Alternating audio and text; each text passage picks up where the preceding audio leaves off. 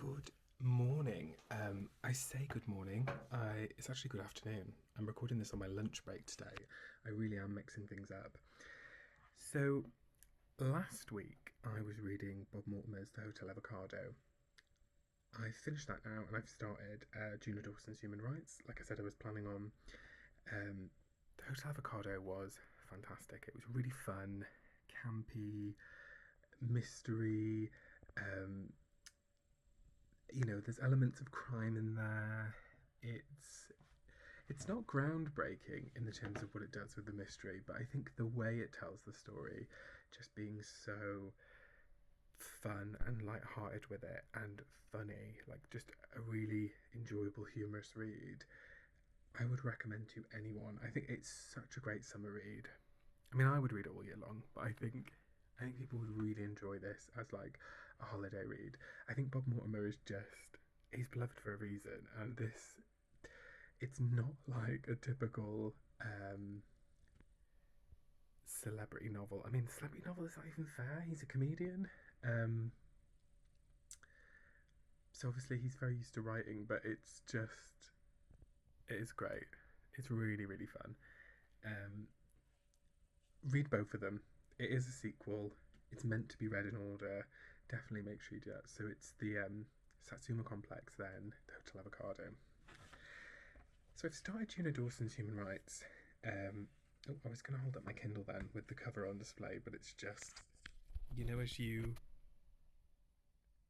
open it up and you've got the case on and it unlocks the screen.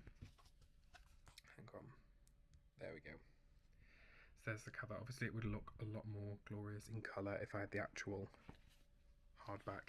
I got the first book in hardback, but because there were delays with Waterstones at the time, they were having like issues with their system, I ended up buying the first one on Kindle while I waited for it because I just didn't want to wait, because I'm a big fan of June Dawson.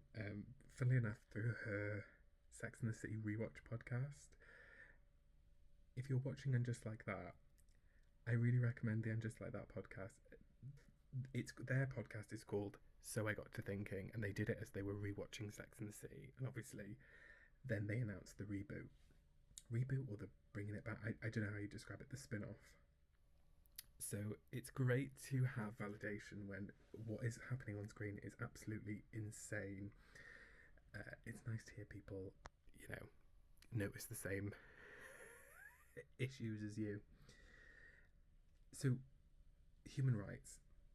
The thing I really love about this trilogy, there is a prequel in there thrown in. It came out between the second and the third book. Again, really fantastic, but that one's not as consequential to the overall story. I would recommend reading it because I really enjoyed it, but it's not essential reading if you just want to read the trilogy start to finish. It doesn't add masses of extra context, but it is set. It's all centered around Anne Boleyn, head of the First Coven. It's fascinating. Get into it. But this book picks up very quickly where we left off, and it's like, the foot is on the accelerator from the get-go. So what I was really interested in was how Juno was going to sort of tease out the ending of the last novel. It was shocking and it was sad, and like, how are we going to move on from that, or how are we going to resolve that, like what's going to happen? And it's just straight from the get-go. It's, I'm being trying to be so careful with how I describe this, just so I don't give any spoilers where I wouldn't want to, because I don't want to take away any enjoyment from anyone that might read this, because it is fantastic. I'm on 16% of the way through it, so that's about page 67 if you're reading a physical copy, at least of the UK version. So I'm quite early on in the book. I will check in next week on how I'm doing. But yeah, we had a fantastic weekend. It was really laid back, but exactly what I needed. I had some great lions.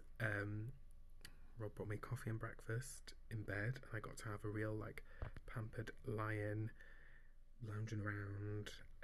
You're just like on the weekend, and you'll just have the radio on and just drinking the coffee, sort of, I don't know if this is just me, but I can honestly just be sat there just staring into the distance for hours. Just like, okay, shall I get up now? Shall I get going? We had a vegan bacon sandwich. I had that in bed as well. I felt very spoiled. We went to Starbucks. There's a Starbucks near where we live, and we got the mango dragon fruit frozen refresher, I think it's called. We got it with lemonade, and I would really recommend getting it with the lemonade. I think the tartness is very essential to not having a super sweet sickly drink. It really reminds me with the lemonade of the Costa Tropical fruit cooler from years ago. I have no idea if they still do them, but I used to love it. It was sort of like a pina colada without the alcohol, and it was blended and frozen and really delish. Great summer drink. And I don't normally go for stuff like that, because normally if we go out for a coffee, I'll get a coffee. I'm quite boring. Like, I like a filter coffee, and if I'm feeling really exciting, like I want something sweet, I'll get like the sugar-free vanilla. Again, not adventurous, but I just stick to what I know, and I get it with a splash of oat milk or soy milk. So this was actually really nice. I really recommend. It's perfect for if you've been on a really hot day and you just want to cool down. It was something delish. It was fantastic.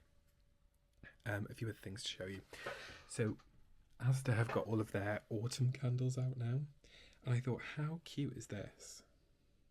All of the little hedgehogs. So this is the autumn spiced Mocha candle, and it is delicious. It really does. I mean, spiced mocha is exactly what it smells like. It is. You can smell the coffee, you can smell the chocolate, you can smell the, the pumpkin spice seasoning. It's cinnamon mostly for this. Cinnamon and ginger is what I'm picking up on.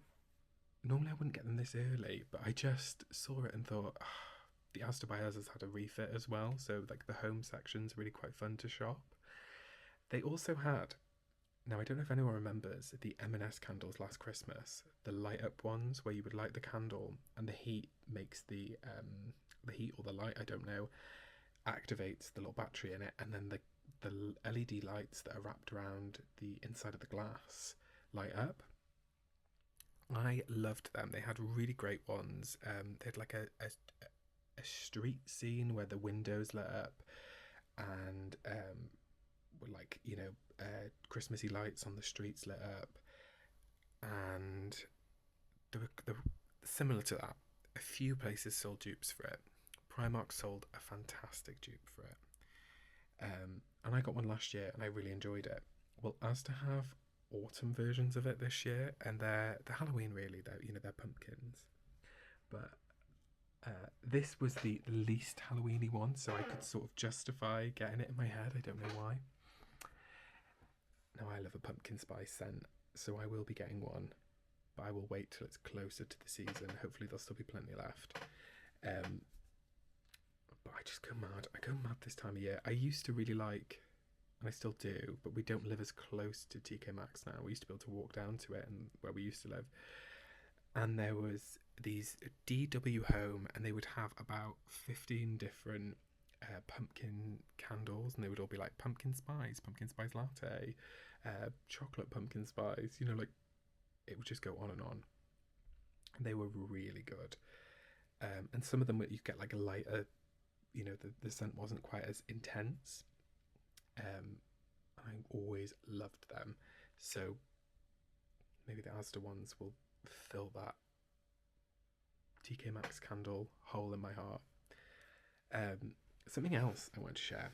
I've been trying to do some less screen time lately, so I've been really enjoying magazines. So the two that I have subscribed to are Private Eye and Guardian Weekly. So I'd bought those, so I'd subscribed to those two because they were quite cheap, and it was, like an affordable way of doing it. And I used to like getting newspapers during the week for this reason, but I actually think once a week is a bit healthier on both the mental health and the wallet. I think something I'm trying to do is scroll less, doom scroll less. So having somewhere where you can like read, learn about what's going on, but without being constantly bombarded by news is actually really nice, and I do recommend it. And also, you don't have to just get news, like magazine subscriptions that are like, I have plenty that are a bit more fun, light-hearted. There's a really nice one called Breathe, and it's about like meditation and mindfulness, and that's quite a good one. And just like slower living, so there's like, you know, craft things and relaxation things in there. And I think that is very important at the moment, and especially if you're struggling to sleep at night and that is where you would normally scroll. I think having some magazines that you can just flip through and like read, and when you're done, put them down. After a while, it really does help with sleep. I probably wouldn't read these in bed at night, but something like Breathe, or if you're into like clothing, a fashion magazine maybe, or music or film, something like that would probably be really nice in the evening, or like home decor. That would be a great one. So yeah, I hope you have a great week. Let me know what you're reading. Fill me in on how it's going in the comments below, and yeah, have a lovely week.